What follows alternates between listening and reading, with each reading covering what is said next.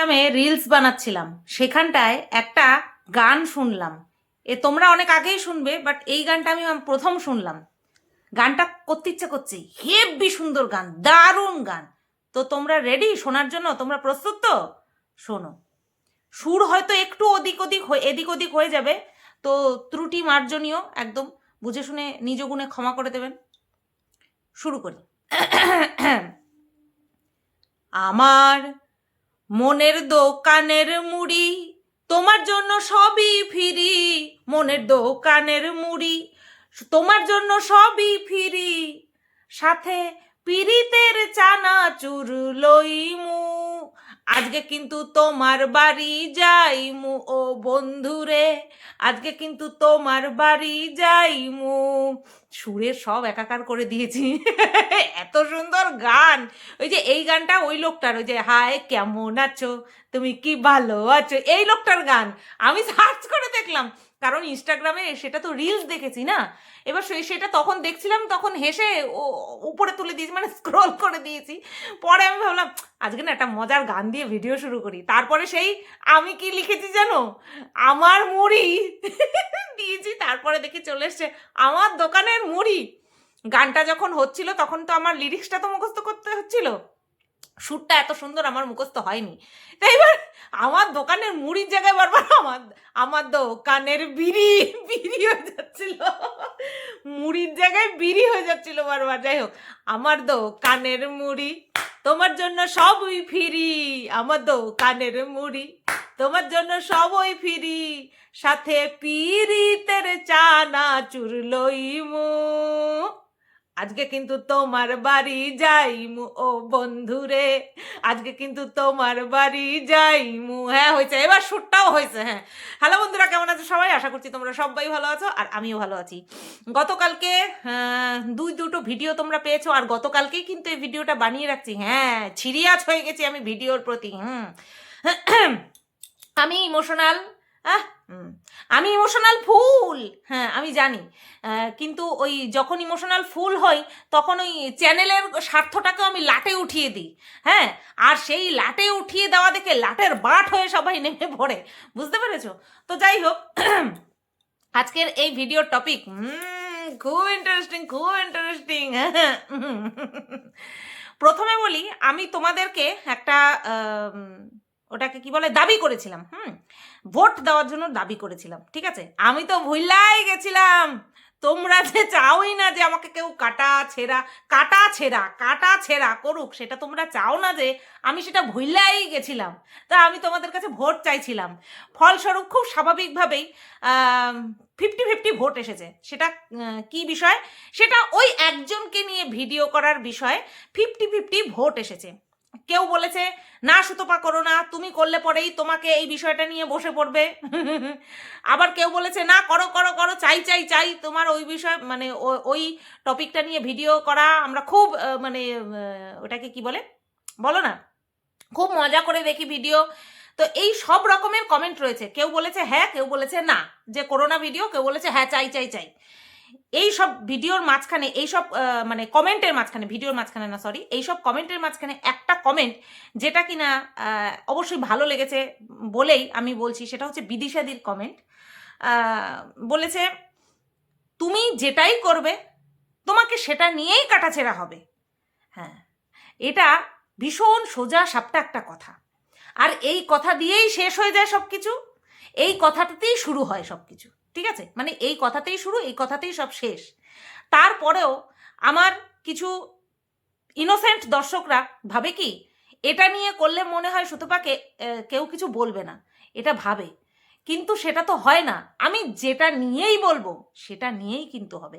হ্যাঁ, very rare এরকমটা হয় যে হঠাৎ কন্টেন্ট, যেগুলো সবসময়ের জন্য আমাদের কাছে কন্টেন্ট না, সেই কন্টেন্টগুলোকে নিয়ে যখন কন্টেন্ট করি, সেগুলোর পক্ষ বিপক্ষ করার কেউ সময় পায় না, ঠিক আছে? কিন্তু লং লাস্টিং যে কন্টেন্টগুলো, সেটা নিয়ে আমার বিপক্ষেই সবাই বসে। আগাগোড়া হয়েছে, এখনও হচ্ছে, ভবিষ্যতেও হবে, এটা নিয়ে কোনো সন্দেহ নেই, ঠিক আছে?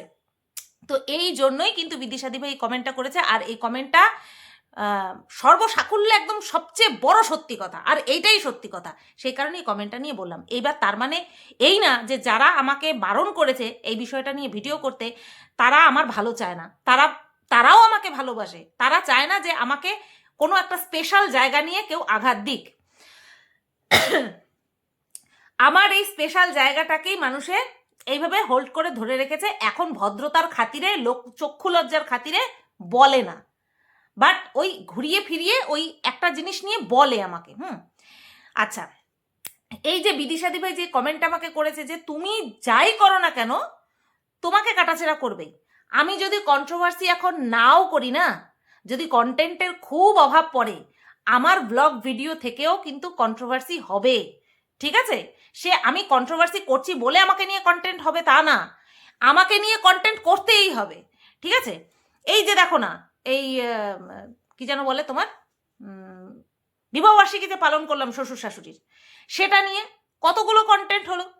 তারপরে এই যে আমি বিয়ে বাড়িতে গেছি, লৌকিকতা বর্জনীয় ছিল, কোনো কিছু না নিয়ে গেছি, সেটা নিয়ে কত রকমের কন্টেন্ট হয়েছে, কত রকমের ভাষা আমার জন্য ব্যবহার করা হয়েছে।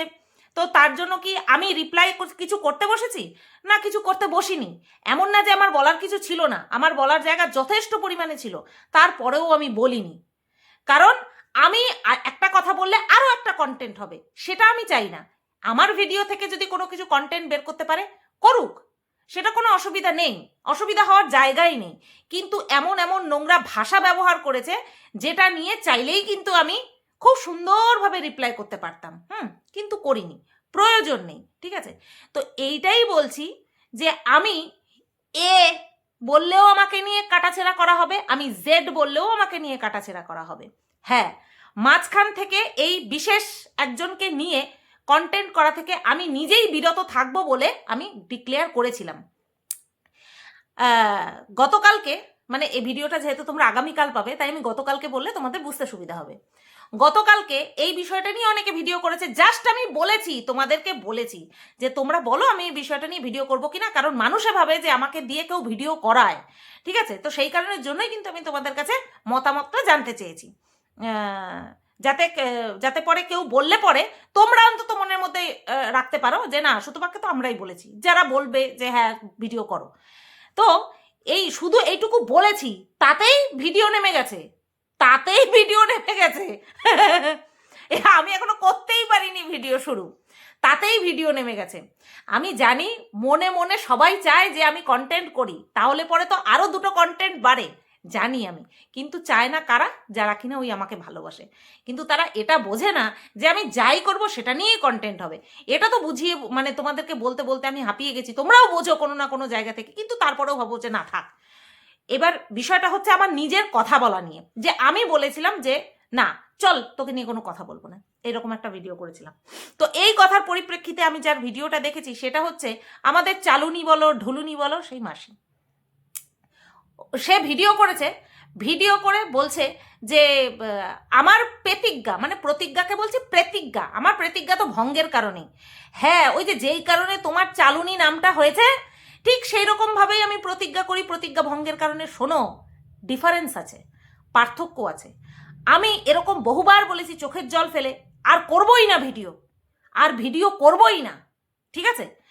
কিন্তু তারপরে আবারও এসেছি, কিন্তু যখন বলেছি আর ভিডিও করবই না তখন কতখানি কষ্ট থেকে বলেছি সেটা একমাত্র আমিই জানি। আমি আর বলবো না যে কেউ যার চ্যানেল সে বোঝে, আমি বলবোই না, কারণ আমার মতন এরকম কাজ খুব কম মানুষ করেছে, কেউ করেনি সেটা বলবো না। মি পাগলি করেছে, হ্যাঁ আমি ওকে পাগলি বলেই ডাকবো, মি পাগলি করেছে, বলেছে আর ভিডিও করবো না, আবারও এসেছে। আমাদের গীতাদি বলেছে, আবারও এসেছে। তো আমাদের মতন এরকম কিছু পাগলি টাইপের, কিছু পাগল টাইপের আমরা মানুষ আছি যারা কিনা সেই সময়ের কষ্ট হোল্ড করতে না পেরে না বলে দিই আর করবো না ভিডিও, কিন্তু তারপরে আবারও এসেছি। তার মানে এই না প্রতিজ্ঞা ভঙ্গ করেছি, সেই সময়ে সেই কষ্টটা জাস্ট প্রকাশ করে দিয়েছি। আমরা এরকম করি, বড় বড় জ্ঞানী ব্যক্তিরা বলেন যখন খুশি থাকবে তখন কোনো প্রমিস করবে না, যখন রাগ ক্রোধান্বিত থাকবে, ক্রোধে থাকবে তখন কোনো ডিসিশন নেবে না, যখন অতিরিক্ত কষ্টে থাকবে তখনও চুপচাপ থাকবে। মানে খুব স্ট্রং আবেগগুলো যখন আমাদের মধ্যে থাকে তখন কোনো রকম কোনো ডিসিশন, কোনো রকম কোনো প্রতিজ্ঞা করা উচিত না, কিন্তু সেটা আমরা পারি না মানতে। আমরা যখন রাগ করি আমরা বলে ফেলি উল্টো পাল্টা, আমরা এই ধুমধাম ডিসিশন নিয়ে নিই, খুশি হলে পরে এটা প্রমিস করে দিই, ওটা প্রমিস করে দিই, এটা করবো সেটা করবো, কিন্তু পরে সেটা করতে পারি না।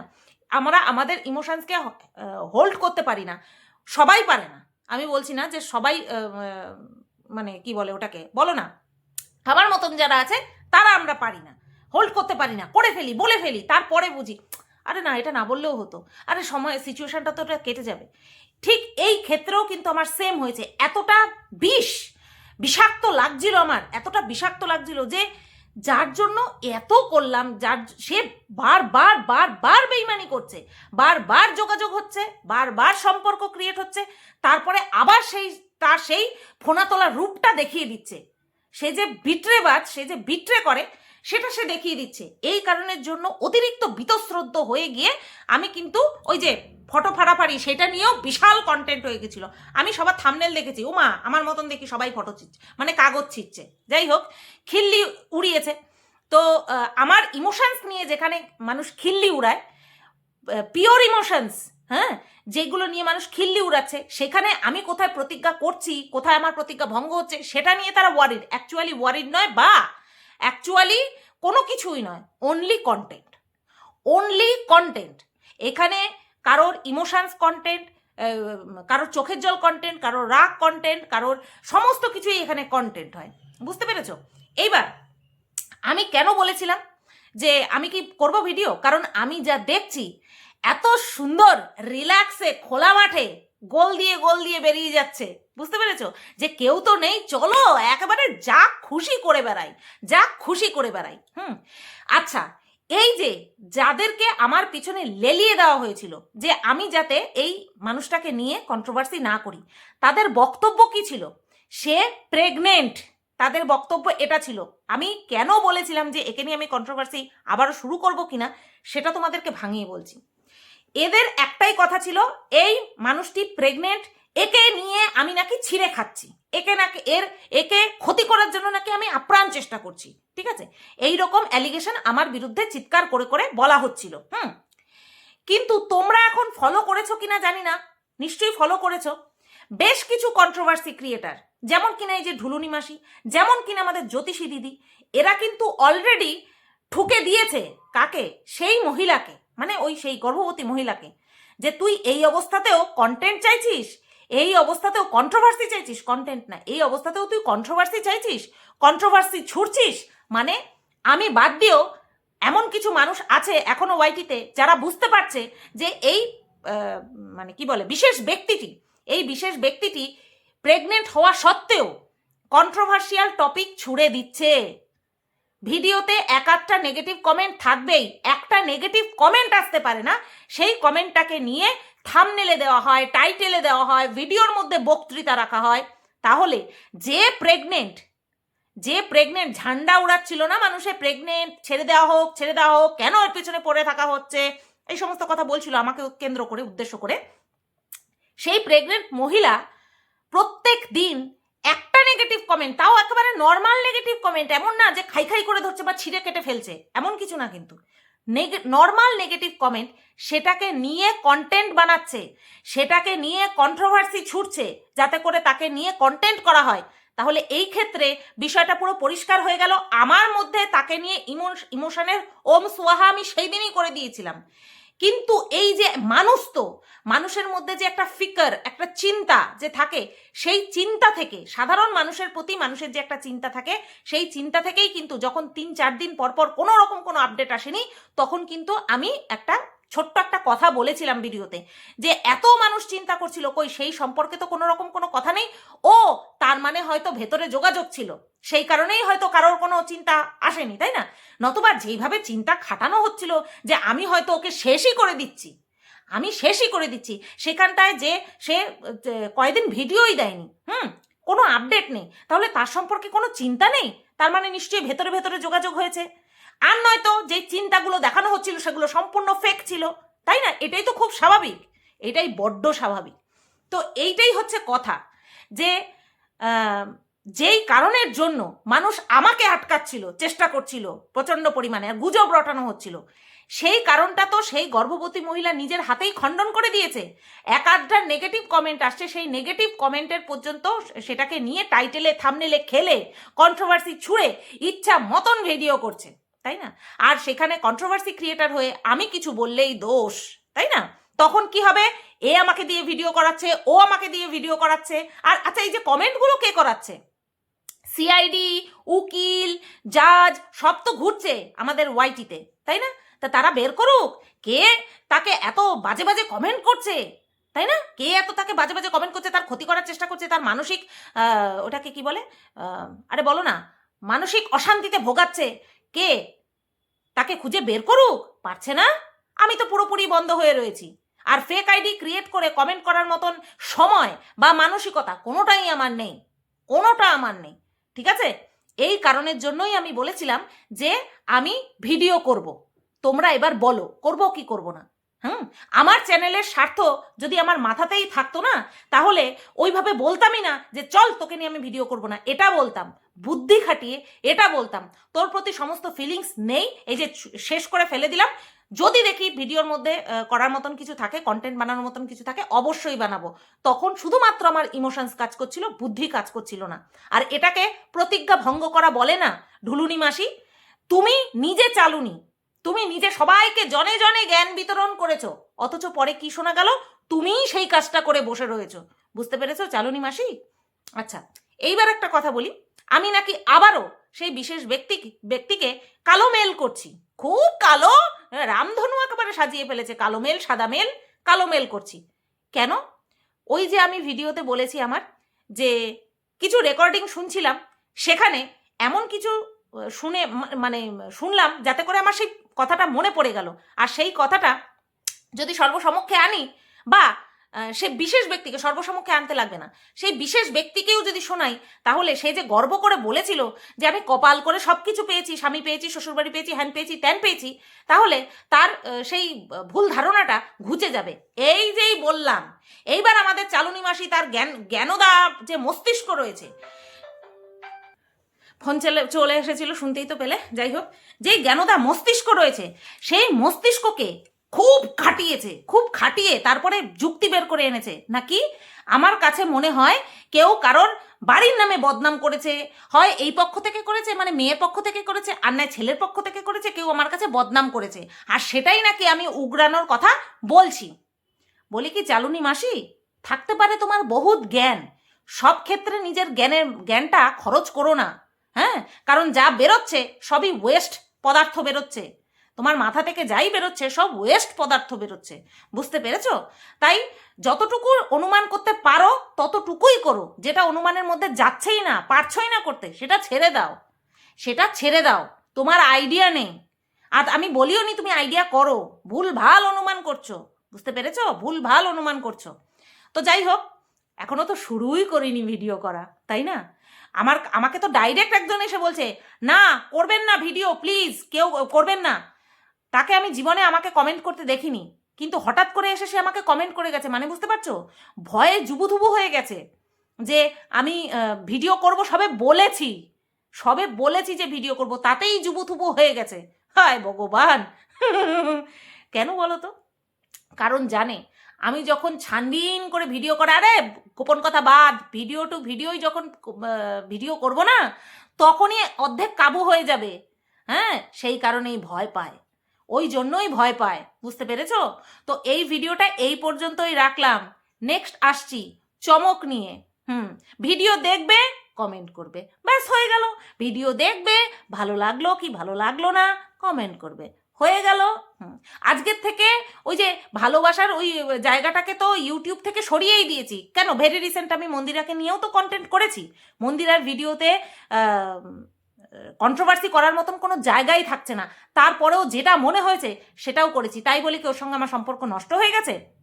আমার শুধু এইটুকুই দাবি ছিল যে ভেতরে যোগাযোগ রাখছিস সেটাকে ওপেনলি বল, নতবা আমাকে নিয়ে নোংরা নোংরা তোর কমেন্ট বক্সে কমেন্ট আসছে, তুই তার কোনো প্রতিবাদ বিরোধিতা করছিস না। এটাই জাস্ট একটা আবদার ছিল, আর কিচ্ছু না।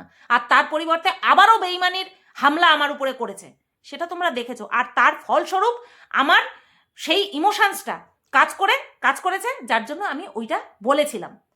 ফটো ছিঁড়েছি বা যা যা ছিল সেগুলো ফেলে দিয়েছি, তাতে আমার কোনো রিগ্রেট নেই, তাতে আমার কোনো গিল্টি ফিল হচ্ছে না। গিল্টি ফিল আমার নিজের চ্যানেলের জন্য হচ্ছে, যে কিসের জন্য আমার নিজের চ্যানেলের ক্ষতি করতে যাই, তাই না? তো যাই হোক, যা হয় ভালোর জন্য হয়, সব শেষে যা হয় ভালোর জন্য হয়। কেন বলো তো? এই যে আমি 2 সপ্তাহ ভিডিও করিনি, টানা 2 সপ্তাহ ভিডিও করিনি, তার মধ্যে 2-4টে ভিডিও নেমে গেছে একে নিয়েই, যে এ কন্ট্রোভার্সি চাইছে। যা হয় ভালোর জন্য হয়। সবাই বুঝতেই পারছে যে এ নিজে প্রেগনেন্ট হয়ে এ কন্ট্রোভার্সি চাচ্ছে, কন্ট্রোভার্সিয়াল বিষয় নিয়ে আলোচনা করছে। এক একটা নেগেটিভ কমেন্ট মানে কি বলে ইজিলি ইগনোর করা যায়, কিন্তু এ করছে না। তাহলে এখানটায় পুরো পরিষ্কার যে ওর কন্ট্রোভার্সিতে কোনো ফারাকই পড়ে না। এটা আমার জন্যই ভালো হয়েছে। জাস্ট থিঙ্ক, হতে পারে আমি ইমোশনাল ফুল, হতে পারি আমি হুটফাট একটা কথা বলে ফেলি, কিন্তু যা হয় আখেরে ভালোর জন্য হয়, এটাই আমি এখন বুঝতে পারছি। বুঝলে? চলো, এই ভিডিওটা এই পর্যন্তই রাখলাম। নেক্সট ভিডিওতে চমক থাকছে। সবাই তোমরা ভালো থেকো, সুস্থ থেকো, টাটা।